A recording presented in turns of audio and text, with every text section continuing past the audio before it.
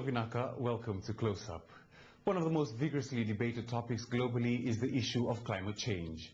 When we see or experience the negative effects of climate change and environmental degradation, it is easy to blame others.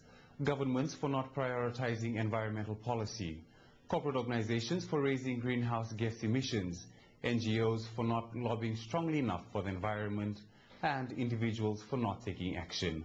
But while there is so much being said about the causes and effects of climate change, very little is being done to recognize the efforts of some of those who assist in climate mitigation and adaptation, especially using traditional knowledge. However, there are those who are doing a lot to help our villagers right here in Fiji. Tonight, we'll explore approaches to sustainable development and adapting to the impacts of climate change through the use of traditional knowledge.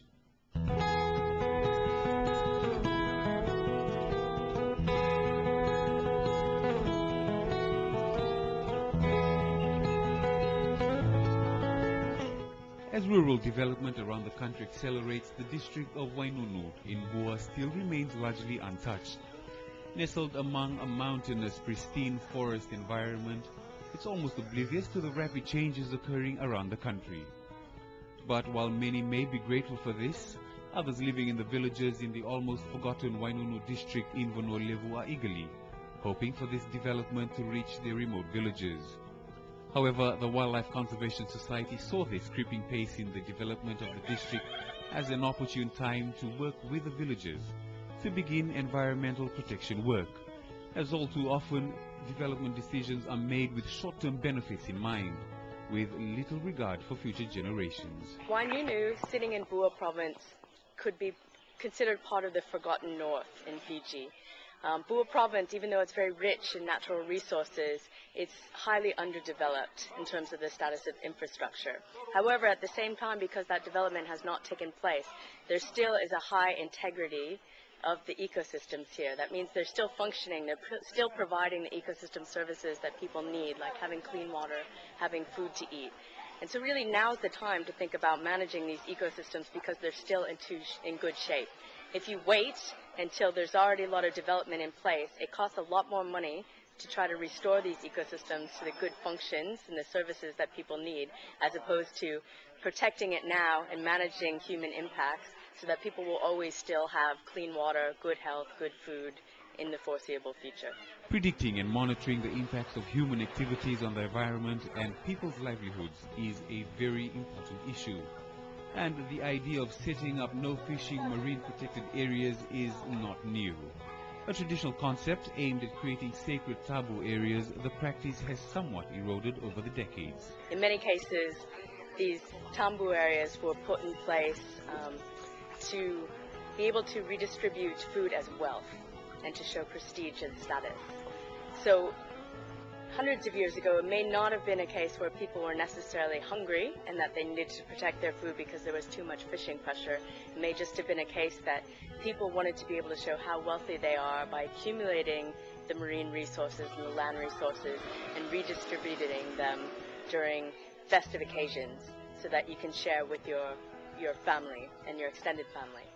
Now, what conservation practitioners and resource managers have come to realize now is that with increasing fishing pressure and increasing market pressure coming from inside Fiji and the outside world, there's a lot more pressure on natural resources than there ever were in the past.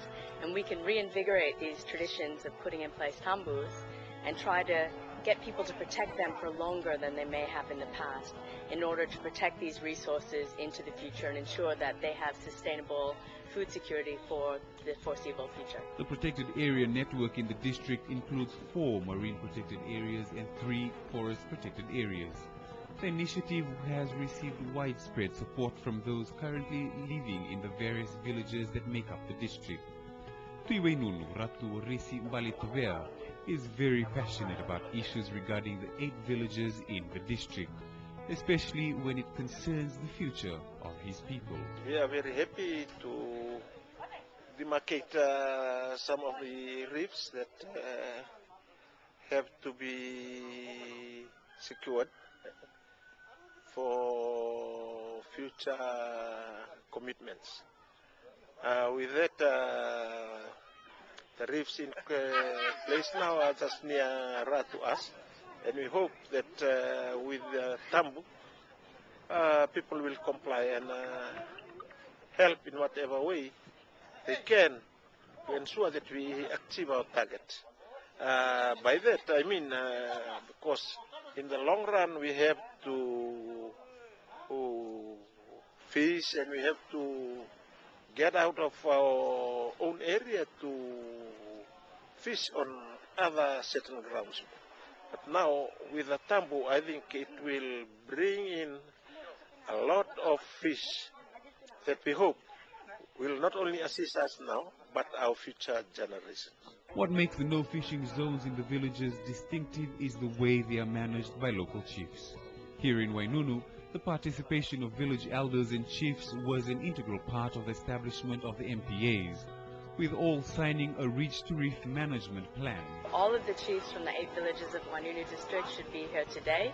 There should be a traditional presentation, and we'll present the management plan.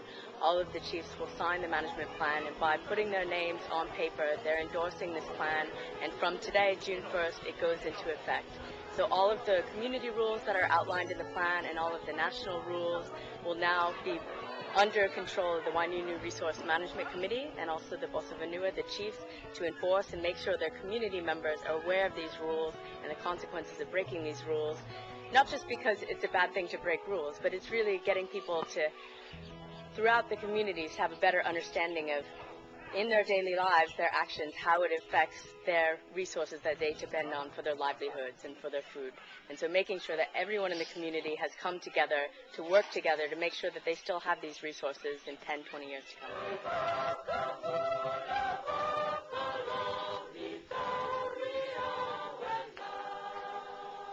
The project is also unique in the way it is scaled to local needs through active community participation. The role of the chiefs and the elders is absolutely critical for the success of any type of project like this, because they have the ultimate authority and say over what happens in the village lands, in the Ngoli-Goli, and because they earn the respect of their people. If their perspective is to protect the resources for the people, they can have broad influence on the rest of the community, and through their word they can help to protect the resources for the future. I voiced my appreciation and my concern too that if we don't make an awareness program with our young people or young generations now, it won't benefit anybody, because time and how they are going to encroach or poaching into our fishing grounds will surely affect the whole concept behind the Tambu that we have just, we have witnessed today. And we hope that with the support of wildlife conservation, we'll surely set the target and set us straight to achieve our goal or our Tambu, so that it will not only benefit us but our future generations as well.